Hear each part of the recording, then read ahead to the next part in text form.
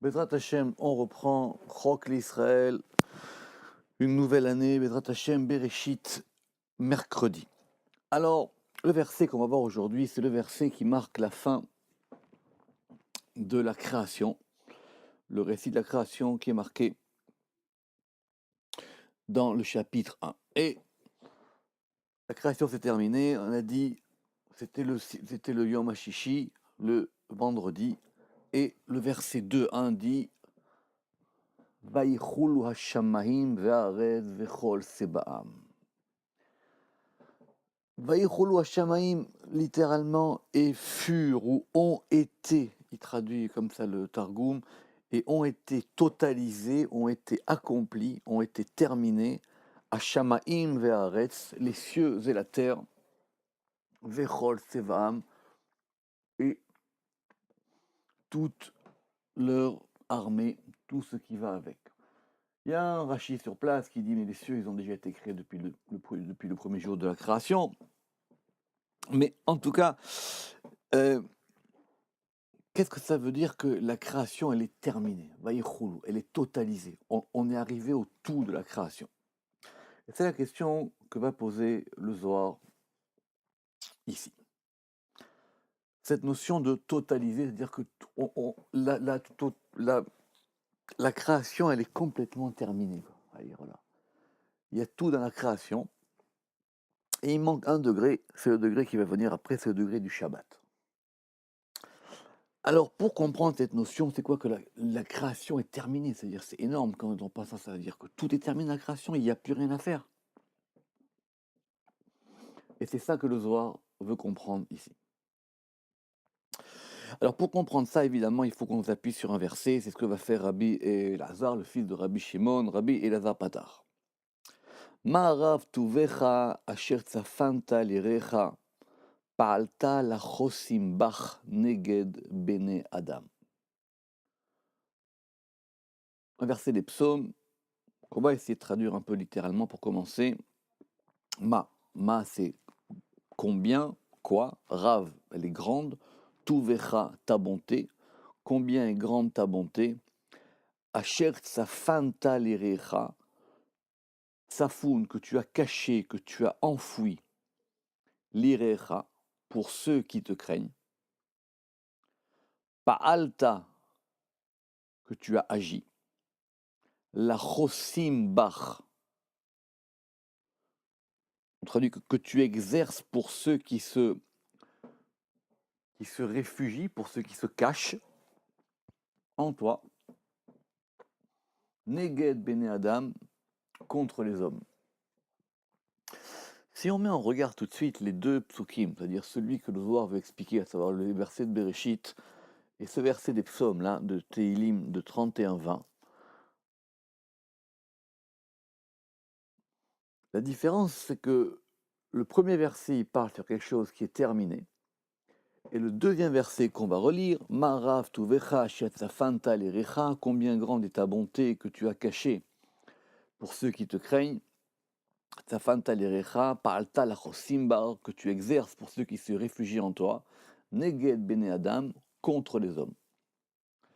Rashi dit que tout de suite, sur ce verset des psaumes, ça parle du monde futur, évidemment. C'est-à-dire qu'il y a quelque chose, il y a un degré qui est caché. Et cette bonté que tu as cachée, elle est pour ceux qui te craignent. Elle est pour ceux qui se réfugient en toi. C'est-à-dire c'est quelque chose, c'est quelque part, c'est une expérience. Le Rama qui veut dire tout de suite que ce verset-là, il veut nous enseigner qu'il y a un but à la création. La création, c'est pas simplement qu'on a mis en place, et pas simplement, qu'on a mis en place un monde avec des planètes, des animaux, un homme, une femme, et tout ce qui a été créé pendant les 6 jours, c'est que cette création, elle a un but, et le but, elle est le rapport entre l'homme et Dieu. Bon, ça c'est une idée classique. On va voir comment le Zohar va maintenant expliquer ça. Tachazé. Donc il faut que tu viennes voir. Viens et vois ça. Kucha Berichou bara le barnash be'alma, le Saint béni soit-il, il a créé l'homme dans le monde, Vatkine le meheve shalim bepulchane, et il l'a arrangé, il l'a organisé pour qu'il soit parfait dans son service. Pour que l'homme, qu'on a vu qu'il avait été créé, Be- qu'il avait été créé Betselem Elohim, qu'il a été créé à l'image de Dieu et à la ressemblance de Dieu. Ça sera l'objet d'un autre Zohar plus tard. Ou takna orchoy, et pour arranger ses voies. C'est que l'homme, il a le degré de perfection en lui. Il n'y a que lui auquel tu peux arriver ça dans la création. Mais il a aussi la possibilité de développer ça. C'est pas quelque chose de statique. C'est que c'est un potentiel et en même temps une action. Pourquoi? Pour qu'il mérite la lumière supérieure.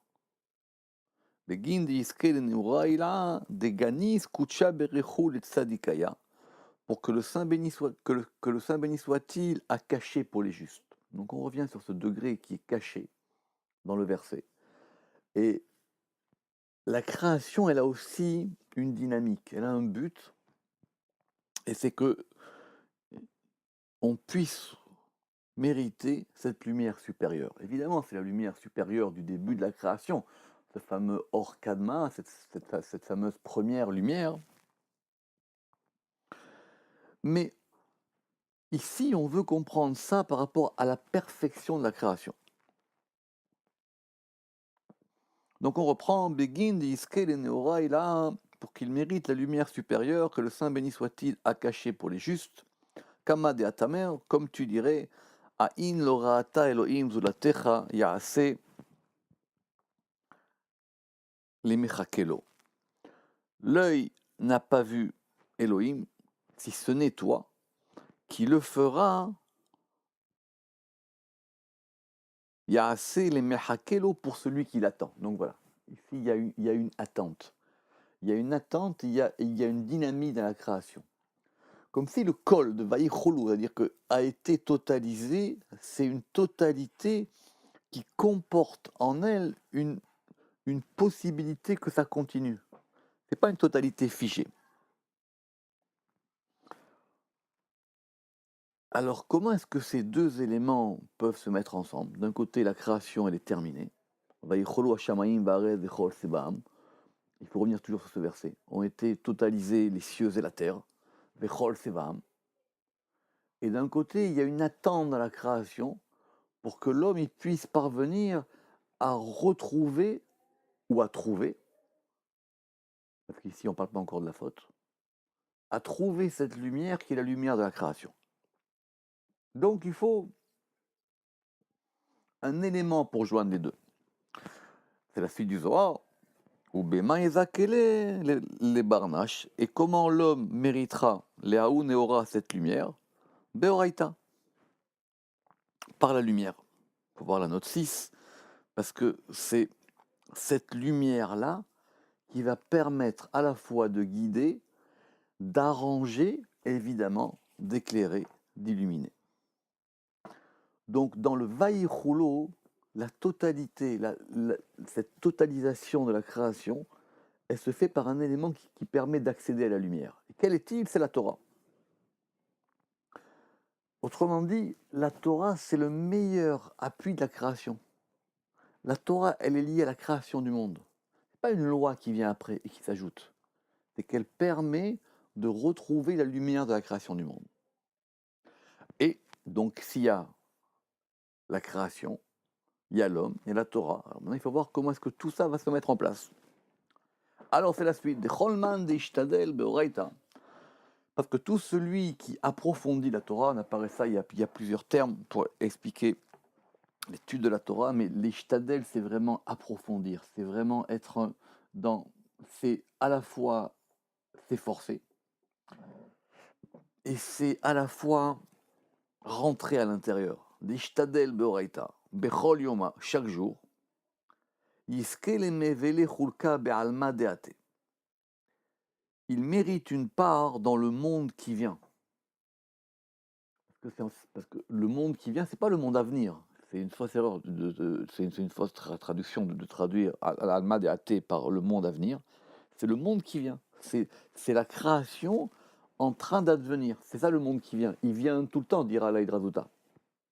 Il est tout le temps en train de venir. V'yitchashev le ke'ilu bane almin. Et il lui est compté, ou il est considéré pour lui, ke'ilu bane almin, comme s'il avait construit des mondes. Comme dit le Rama, comme s'il recommençait la création du monde qui a été faite pour que l'homme approfondisse la Torah. Donc la Torah, c'est pas seulement un médian entre l'homme et la création, c'est la création elle-même en action.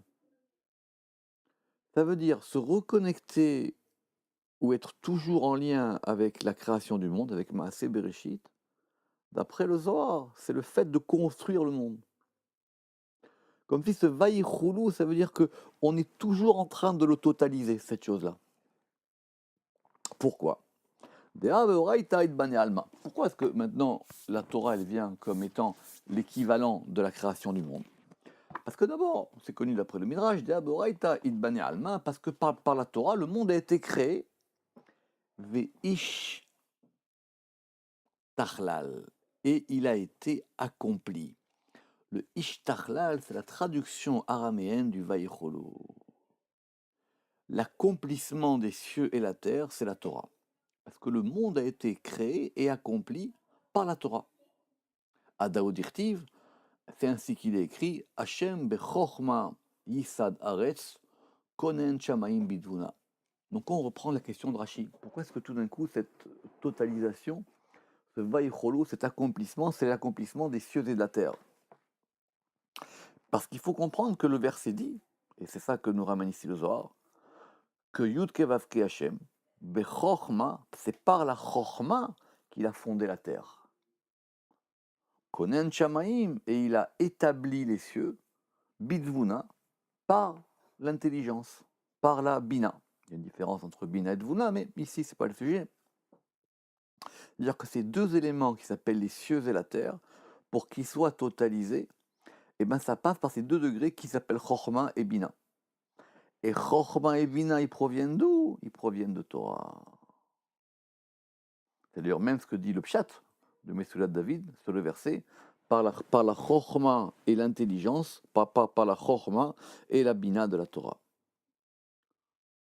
Urtiv, et non seulement ça, c'est qui va permettre d'asseoir, de totaliser, d'affermir la création. Urtiv, et en plus, c'est ça qui a permis elle-même la création. Urtiv, ça c'est connu, Ve'eye etzlo amon. Pardon, Va'eye etzlo amon, Va'eye sha'ashuim yom yom, et j'étais auprès de lui, c'est la sagesse qui parle dans les proverbes, dans Michelet, là-bas, 8.30, et elle dit, et j'étais auprès de lui, un artisan, Amon, Va'eye sha'ashuim shom yom, et j'étais délice chaque jour. Et qui c'est qui parle? C'est la Torah. Alors on dira Altikra Amon et la Omen, c'est-à-dire j'étais l'artisan, j'ai été le maître d'œuvre de la création. Mais Kol Deishtachlel Ba, et tout celui Deishtadel Ba, et tout celui qui l'approfondit, Shachlil Almin, c'est lui qui accomplit les mondes, Vekayem les, et la maintient. Et la maintient qui? La création. Donc ça c'est, on a maintenant compris que la Torah et le monde sont des choses liées, et que c'est lié avec un élément qui va faire l'interface entre l'homme et la Torah, entre l'homme et la création et la Torah. Et parce qu'il faut qu'il y ait ces éléments qui sont là au milieu, c'est par rapport à l'homme. C'est pour ça que l'homme a été créé en dernier le vendredi. Le Tachazé. Alors maintenant qu'on a posé ces éléments, le Zohar va essayer de nous expliquer la dynamique, comment ça fonctionne ces éléments à l'intérieur. Il faut bien qu'il y ait quelque chose qui dynamise tout ça. Le Tachazé. Et viens voir. Berucha avid kucha berechu alma. L'élément dynamique, le moteur de la création du monde, c'est le souffle, rucha, le souffle ou l'esprit. Ou berucha mitkaima, et c'est par l'esprit, par le souffle qui se maintient. C'est-à-dire, il faut qu'il y ait toujours un élément qui donne à la création sa dynamique. Rucha de inun de la'an beoraita. Et c'est quoi? C'est le souffle de ceux qui lisent la Torah, qui étudient, c'est pas qui approfondissent. Au début, on a dit les stades là. Les stades là, c'était pour pouvoir totaliser. Et ici, le Zohar, il passe à l'A'an. L'A'an, ce sont ceux qui étudient la Torah. Les Kol Sheken, Rucha de Hevel, des Rabbi Barav. Et à plus forte raison, le souffle de l'haleine des enfants de l'école de notre maître. Ce qui a marqué qu'effectivement, le monde, il se maintient par le souffle des enfants qui étudient la Torah. C'est pas que c'est grâce à eux que le monde a un mérite, c'est parce qu'ils continuent à donner un souffle qui est le même souffle que la création. Parce que la création, c'est un rapport entre le créateur, le monde et l'homme. Et tant que ce souffle-là est présent, alors la création, elle perdure. Alors maintenant, revenons sur le verset de Tehillim. Maintenant qu'on a tous les éléments, on va pouvoir réexpliquer le verset tranquillement. Ma'arav tuvecha shetzafanta lerecha. Combien grande est ta bonté que tu as cachée. Lerecha, pour ceux qui te craignent. Ma'arav tuvecha datuva didganiz. Combien grande est ta bonté. C'est la bonté qui est enfouie. Il y a une bonté qui est cachée. Il y a quelque part un mystère de la création du monde. Il y a quelque chose, c'est pas donné. Bien que le monde soit créé, qu'il soit présent, il y a quelque chose à l'intérieur qui est caché. Et c'est ça qu'il faut trouver, qui est pas donné à tout le monde. On peut vivre dans le monde, mais on ne peut pas forcément avoir accès à la création du monde. Alors pourquoi est-ce qu'on a dit pour ceux qui te craignent, les inun dechalechata, pour ceux qui craignent la faute? Parce qu'effectivement, il y a la possibilité que du monde, on ne puisse pas remonter à la création. Donc il y a la notion de faute. Comme dit le Ramak, ce sont tous ceux pour lesquels tu as fait l'œuvre de la création. Et tous ceux pour lesquels l'œuvre de la création a été faite, ils doivent avoir toujours ce souci de dire que la faute peut entacher qu'on ne revienne pas, qu'on ne puisse pas avoir accès à la création du monde elle-même. Alors si c'est comme ça, pourquoi est-ce que le verset dit Pa'alta la chosimbach? On dit, ok, Marav tuvecha, il y a une grande bonté, Asher fanta que tu as caché. Ok, pour qui? Les recha, pour ceux qui te craignent. Et après, pourquoi est-ce que le roi David, il a rajouté Pa'alta la chosimbach, que tu exerces pour ceux qui se réfugient en toi. Maï Pa'alta, c'est quoi l'action que tu as faite? Ok, tu as pris une bonté, tu l'as cachée pour ceux qui ont peur de la faute, et il y a quelque chose que tu as agi. C'est quoi cet agissement? C'est quoi ce Pa'al? Maï Pa'alta, Daouvda de Bereshit. C'est l'œuvre de la création, c'est l'œuvre du commencement, c'est l'œuvre du Bereshit. C'est ça l'action elle-même. Comme si entre la lumière cachée, la lumière promise, il y a une lumière agissante de la création elle-même. Mais est-ce qu'on est en train de parler du même monde? Est-ce qu'on ne parle pas finalement peut-être d'un monde particulier? C'est tout de suite l'objection ou la remarque que va faire le Zohar au nom de Rabbi Abba. Rabbi Abba Amar d'Gan Eden. De quoi on parle? On parle du jardin d'Éden. Le jardin d'Éden, c'est quoi? C'est quelque chose qui est créé dans le monde, qui est à l'intérieur du monde, et qui indique la perfection du monde. Donc le jardin d'Éden, c'est le degré de perfection du monde où tout se met ensemble. Pourquoi? Dea be'umanuta avid le kucha berechu be'ar'a keravna del'ela. Parce que le Saint béni soit-il, il l'a fait avec ar, umanuta, sur la terre, donc il est sur la terre, il est dans le monde, que gavna del'ela, sur le modèle d'en haut. Et oui, parce qu'on avait la création, on avait l'homme, on avait la Torah, mais il faut qu'il y ait un lien avec le Créateur. le passage de ça s'appelle Gan Eden. Le Gan Eden, c'est, comme dit le Zohar ici, il l'a fait sur la terre, sur le modèle d'en haut. Il y a quelque chose en bas qui est fait sur le modèle d'en haut et qui montre tous ces éléments qui sont pas en harmonie, mais en tout cas qui répondent au même mouvement et à la même lumière. Et il sert à quoi ce Gan Eden? L'Itakfa Betzadikaya, pour y renforcer les justes. C'est-à-dire le fait de savoir qu'il y a dans le monde quelque chose qui corresponde à l'en haut, ça donne une force au juste. Et c'est la suite du verset. Adaodirtiv, Pa'alta la chosimbach, que tu exerces pour ceux qui se réfugient en toi.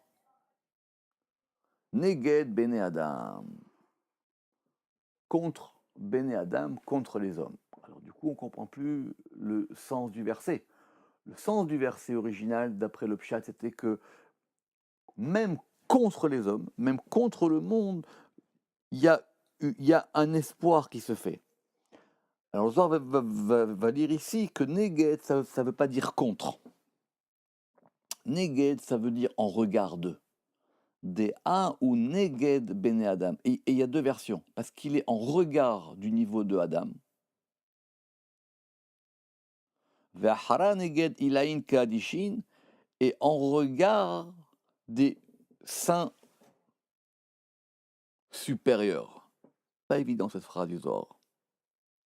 Parce qu'il est en regard de l'homme, c'est-à-dire c'est un parallèle avec l'homme, et aussi, et un autre,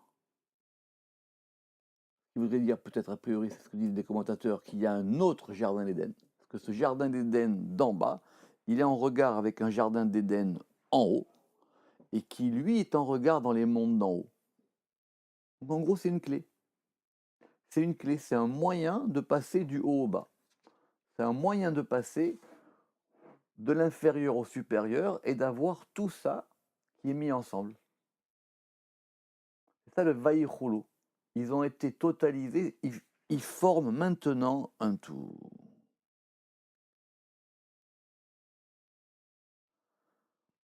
Apparemment, ça pose un petit problème au Zohar, parce que Rabbi Shimon Bar Yochai, il va dire qu'il faut le dire d'une autre manière. Ma Rabbi Shimon, Gan Eden Le'ela. C'est pas le jardin d'Éden d'en bas, c'est le jardin d'Éden d'en haut. Veneged Bene Adam avait, et il est en regard des hommes. Ve'afilu achara neged Bene Adam avait, et même un autre est en regard des hommes. Ça veut dire que c'est encore plus haut.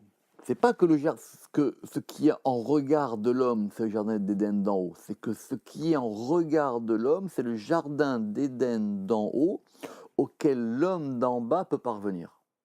C'est-à-dire c'est encore plus fort. Rabbi Abba, il a dit c'est par rapport à un jardin d'Éden d'en bas qui est en regard à un jardin d'Éden d'en haut. Rabbi Shimon Bar Yochai dit non, c'est un jardin d'Éden d'en haut qui est en regard de l'homme et qui fait que même dans ce monde, les justes peuvent accéder au jardin d'Éden d'en haut. C'est exactement ça, la force de Rabbi Shimon Bar Yochai. C'est que pour lui, il y a une possibilité dans ce monde-ci d'être directement dans le Gan Eden d'en haut. Alors c'est quoi ce vaïchoulou du coup? C'est quoi cet accomplissement, cette totalisation? Des chalou ou vadin delela, ve'ovadin diltata. Car furent accomplis dans le sens de totaliser, parfaire, les actions d'en haut, ou vadin delela, ve'ovadin diltata, et les actions d'en bas. Eh oui, parce que si on dit que ce sont les cieux et la terre, comme il a dit Rashi, les cieux et la terre, ils ont été créés le premier jour. Bereshit bara Elohim et Hashem et Haaretz, c'est le premier verset de la Torah. Donc, ce qu'on appelle ici les cieux et la terre, c'est la totalité du haut et du bas.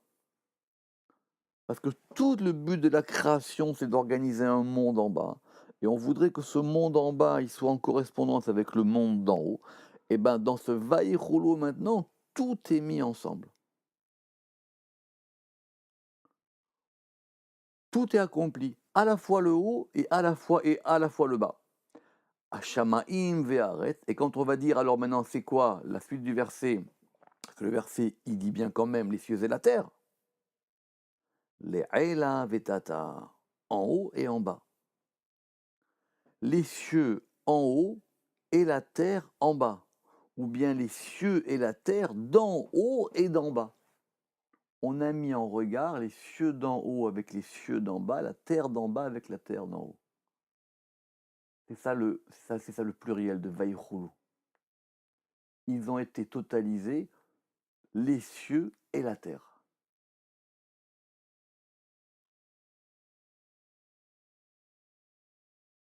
Rabbi Shimon Amar, alors Rabbi Shimon il va maintenant expliquer comment ça fonctionne.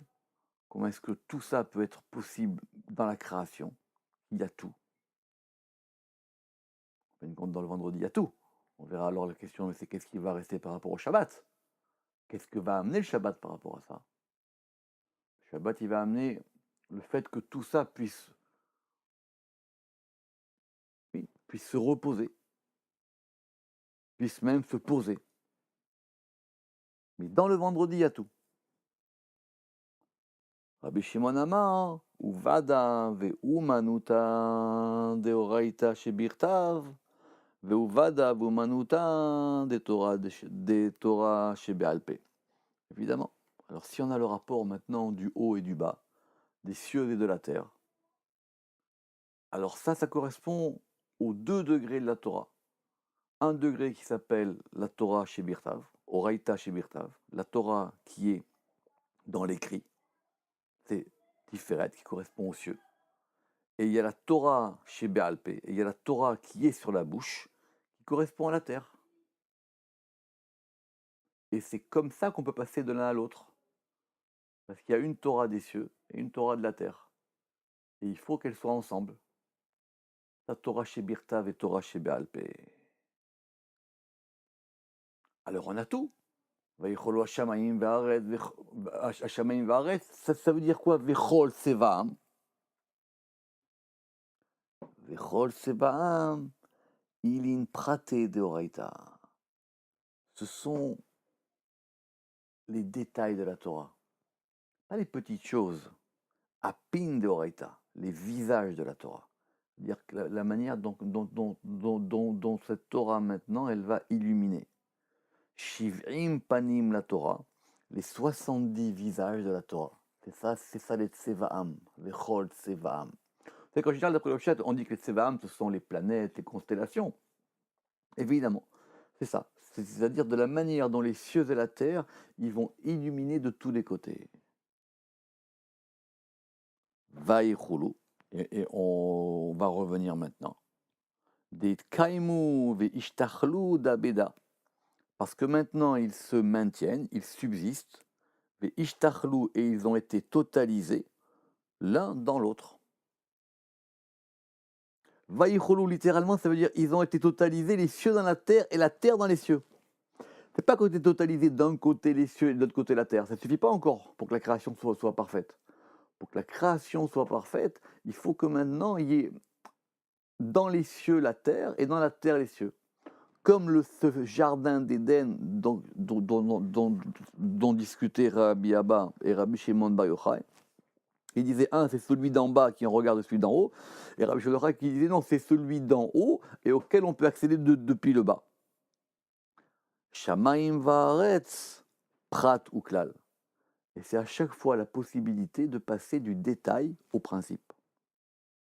Shamaim va'aretz, prat ou klal. La Torah écrite, elle donne les principes. Torah Shebirtav, ça c'est les cieux. Et la Torah orale, elle explique les détails.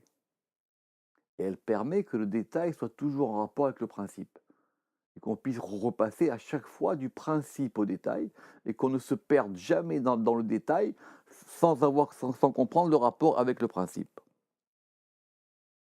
Vechol Sevaam, donc on revient encore une fois. C'est quoi ce Vechol Sevaam? Rasé d'Oraita. On avait dit dans la première explication que c'était les visages de la Torah. Ici, on va dire non, ce sont les mystères de la Torah. Dachian de Oraita, Misavan de Oraita. Les puretés de la Torah et les impuretés de la Torah. Ça veut dire toute la manière dont la Torah, elle va pouvoir organiser tout ce qui se passe du pur et de l'impur pour retrouver cette lumière du début de la création. Baruch Adonai Leolam, Amen ve Amen.